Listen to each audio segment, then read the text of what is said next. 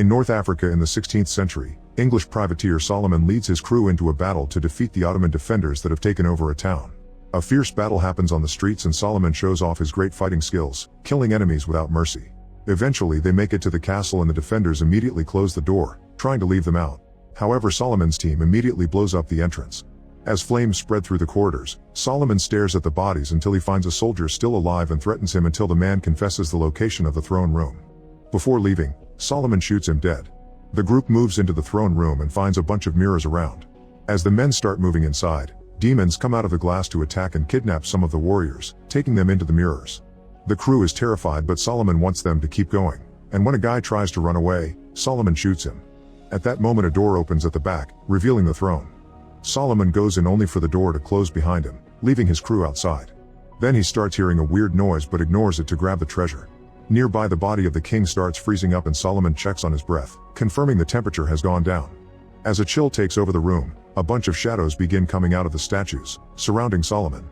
Suddenly the shadows gather at the throne and reveal a demon known as the Devil's Reaper, who hits Solomon with his power to make him fall. The Reaper explains that he came to take Solomon's soul because he had a life full of murder and greed, hitting Solomon again for talking back to him before summoning a fiery sword. Then the Reaper tries to slash Solomon, who stops the blade with his own swords and announces he isn't ready for hell.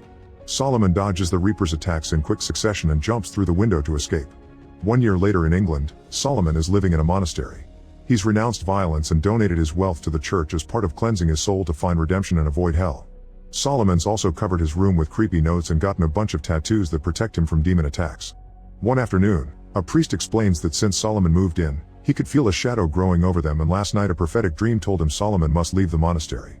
A devastated Solomon makes his way out, not knowing where to go. Solomon begins wandering aimlessly and crosses the countryside during winter, seeing many things like plague doctors burning down contagious people and local townspeople hung in rows as punishment. One day, a cart carrying the Crowthorne family passes by and offers him a ride, but Solomon turns it down. Later that day, Solomon stops to rest and hears some whispering. Suddenly he's captured from behind by a man with a knife. 2 more men come out of hiding and they hit Solomon a couple of times before checking his bag, only to notice he doesn't have any money. When they find some papers full of symbols, they assume he's a sorcerer and put him near the fire, saying they should burn him like a witch. Solomon pushes back, yet he doesn't defend himself, so the thieves hit him again until he passes out.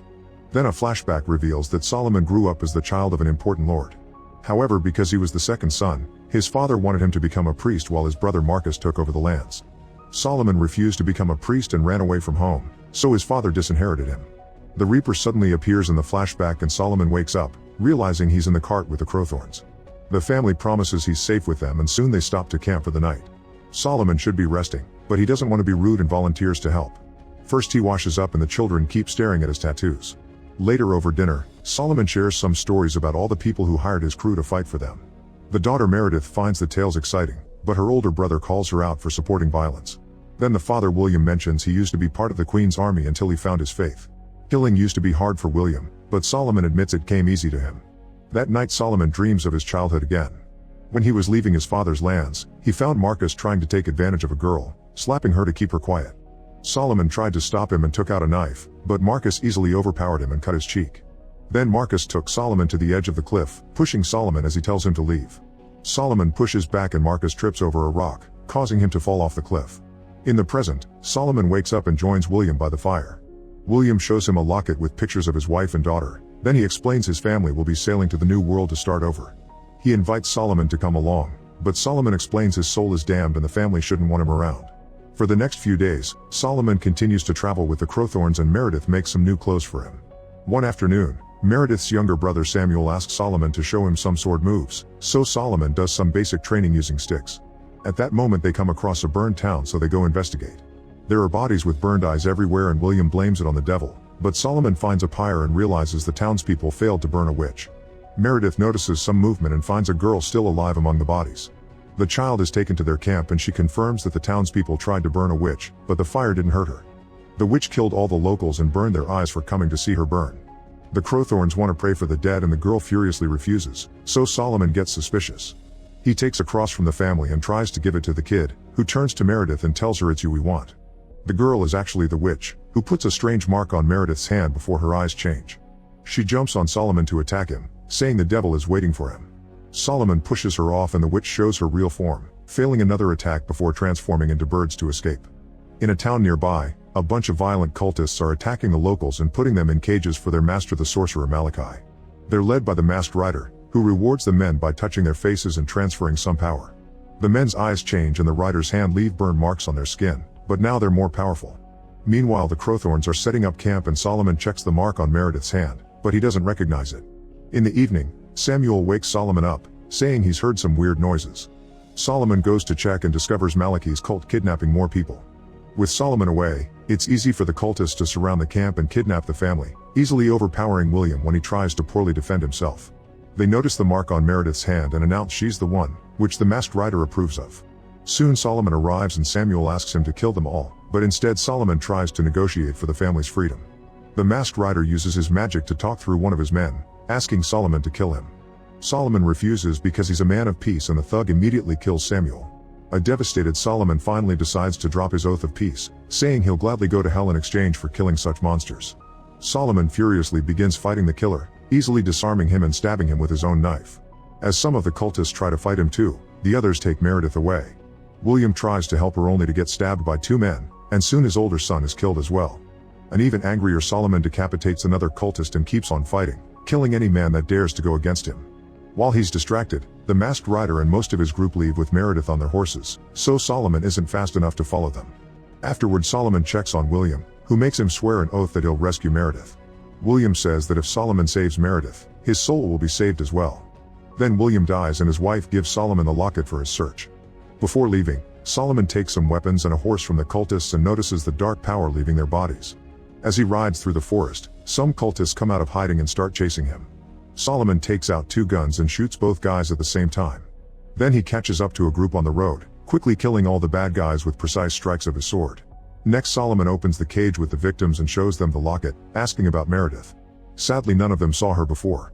A few miles from there, the cultists raid and burn down another town. Meredith is in a cage and tells the other victims to stay calm while the masked rider stares at them. 3 days later, Solomon sees tons of people walking away from another destroyed town, trying to find a new home. He decides to ride to the ruins and rest at an abandoned church. When he starts praying, he's suddenly startled by a man, so he takes out his sword. However, it's just Father Michael, who never left his church. He explains he's seen some terrible things and confirms the cultists destroyed the area. Their master Malachi is a servant of the devil, but nobody has ever seen him because he hides in his castle. The cultist victims are made soldiers or slaves depending on their strength. Suddenly Solomon hears a noise, so Michael opens a hatch on the ground to reveal a bunch of ghouls hidden underground. Solomon can't believe Michael didn't destroy them, so the priest explains these used to be his parishioners. Malachi's curse changed them, so Michael doesn't think it's right to kill them for something that wasn't their fault. He also admits he feeds them before pushing Solomon into the hole and closing the hatch. The ghouls immediately surround Solomon and get ready to eat him, but Solomon takes out his sword and starts killing them. Some of the ghouls feed on their dead fellows while others continue to attack Solomon, whose torch helps him keep the ghouls at bay. In the church, Michael tries to hear what's happening only for someone to suddenly come in and attack him. Down in the tunnel, a ghoul jumps on Solomon's back, so he pushes it against the wall to hit it. This creates a hole, so Solomon throws the ghoul away and makes the hole bigger to escape. As he runs through a narrow tunnel, the ghouls try following him, so Solomon uses his torch to keep them away and tosses debris on the ground to block them. When he's about to get to the exit, a ghoul tries attacking him, but Solomon kills him in seconds. 2 more ghouls show up and start chasing him, so Solomon runs to the exit and breaks the wood to come out to the surface. The ghouls try following him, but the light burns them, so they rush back inside. Then Solomon is surrounded by the thieves from before, who drop Michael's head. All 3 of them have agreed to work for Malachi and now they hold power too. However, they still don't know how to use it, and it's very easy for Solomon to fight them, bringing them down one by one in just a matter of minutes. Then he threatens to throw one of them to the ghouls while showing him the picture of Meredith, demanding to know where she is. The thief says the girl is dead and Solomon freaks out, hitting the guy before letting the ghouls take him. Sometime later, Solomon makes it to a town and he goes to a tavern to get drunk, hoping to forget about his troubles. At that moment, he's approached by some members of his old crew, who want Solomon to be their captain again. However, Solomon refuses because he has nothing to fight for. Later in the middle of the night, a group of men surprises Solomon while he's asleep and capture him. The next morning, 2 guys are crucified for defying Malachi while the masked rider watches. Soon Solomon is brought over too, and the rider orders his men to crucify him as well. Unlike the other guys, Solomon doesn't scream, thinking he's earned it. Once Solomon passes out, the masked rider rides away with his group. At the back of the caravan they bring the slave cages, which include Meredith alive and well. She sees Solomon on the cross and starts yelling his name, causing him to wake up and discover she's fine. A desperate Solomon begins pulling his hands from the nails and unties the rope, so he falls to the ground. The cultists surround him and get ready to kill, only for Solomon's old crew to show up and fight them instead, defeating them in seconds. In the evening, Solomon wakes up on a bed in a hideout, where a healer is taking care of his injuries. Solomon tells her to leave him alone before he removes the bandage and notices the scars left by the nails. After confirming he can still use his hands, Solomon starts packing to leave and a crew member tells him he should wait until he's fully healed. Solomon reacts violently so the others stop him, explaining that they're willing to fight with Solomon to defeat Malachi. Over dinner, the group shares more of Malachi's background. He used to be a priest and a healer, but he sold his soul to the devil for power. The masked rider follows Malachi's orders and rumors say he has no face under the mask. Solomon points out they must kill Ryder first to leave Malachi vulnerable and the group tells him the enemy's base is Exmouth Castle, which shocks Solomon because that's where he grew up. The crew informs him the lord of the castle died, so Solomon becomes even hungrier for revenge and orders everyone to get ready. Sometime later, Solomon and the crew sneak into the castle's ground through a hidden tunnel that Solomon remembered from his childhood. The witch from before appears on a balcony and throws a skull at the same time that Solomon throws his sword, killing her. The skull shatters on the ground as an alarm and tons of cultists come out to start a fight. As men begin to die all over the place, the masked rider also comes out and starts killing the crew one by one. Solomon rushes to stop his attack and tells his men to run and hide since they can't win this. As the crew gets away, Solomon fights the rider, who soon pushes Solomon back and he uses the chance to hide behind a door, locking it so he can't be followed. Afterward, Solomon sneaks through the corridors, hiding whenever the cultists pass by. Eventually he makes it to the dungeon and when he's about to free the slaves, a cultist appears behind him. Solomon kills pretty quickly and then uses his keys to open all the cells. Unfortunately, Meredith isn't among the prisoners. One man is left behind and when Solomon checks on him, he's shocked to discover it's his father. A desperate Solomon struggles with the chains, but his father explains they can't be broken because they were made with dark magic. Solomon finally apologizes for Marcus' death, but his father reveals Marcus never died. The boy had survived the fall but he was terribly wounded and wouldn't wake up. Doctors and priests didn't know what to do, so the father hired a sorcerer. Marcus woke up but he was taken over by the darkness. He also only obeyed the sorcerer's orders. The wounds on his face were so bad that he started wearing a mask. It turns out Marcus is the masked rider and the sorcerer that brought him back had been Malachi, who took all the Lord's money as payment. The father feels extremely guilty about this so he takes Solomon's gun and asks for an end. Crying, Malachi shoots his father to free him from his pain. In another tunnel, the crew is holding back the cultists with fire and crossbows, but they won't be able to stand for much longer. Solomon soon arrives and after killing an enemy, he asks the crew to buy him just a few more moments to put an end to this. Next he goes to the throne room and pounds on the closed door. At that moment a bunch of cultists appear behind him, but before they can fight, the doors open. Solomon immediately goes inside and sees Meredith in a cage, who warns him this is a trap. On the throne, Malachi insults Solomon before using magic to disappear. Solomon decides to free Meredith, who again says this is a trap and that they marked her to make him come back to this castle. Suddenly the masked rider stabs Solomon in the shoulder and throws him on the ground before starting a fight. Solomon refuses to fight his own brother and tries using his words to make him see reason, but Marcus keeps on attacking so Solomon has to defend himself. Both brothers are skilled swordsmen and don't manage to land a single hit on the other as they move all over the room. While they're distracted, Meredith escapes from the cage and hides. At that moment Malachi returns and uncovers a huge mirror with a beastly demon inside. Getting more desperate now, Solomon continues to fight Marcus and finally manages to stab him. When Marcus grabs him by his neck, Solomon removes the mask to reveal the awful face, causing Marcus to drop him.